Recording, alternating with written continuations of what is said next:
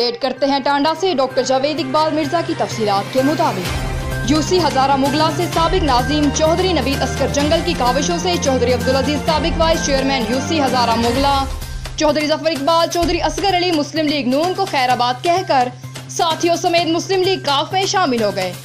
शमूलियत में चौधरी लाल खान गहियां, चौधरी नवाज, चौधरी अमानत नंबरदार, कमर पहलवान, चौधरी साबिर हुसैन ने नुमाया किरदार अदा किया।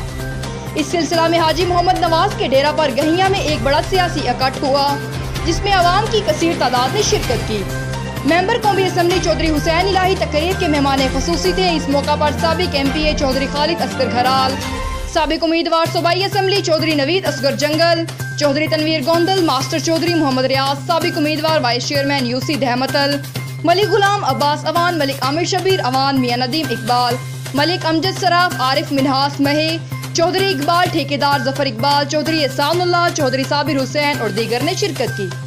तकरीब से चौधरी हुसैन इलाही, चौधरी नवीद असगर जंगल, हाजी मोहम्मद नवाज, मास्टर रियाज, आरिफ महे और दीगर ने खिताब किया। Report doctor Javed Iqbal Mirza, fast news. हमारा फर्ज बनता है कि हम उनकी सोच पे पूरा उतर सके, हम उनके ख्यालों पे पूरा उतर सके और जो वो अपने साथियों से वादे करके सारे हमारे साथ आ रहे हैं उन वादों को हम आखिर तक पहुंचा सके।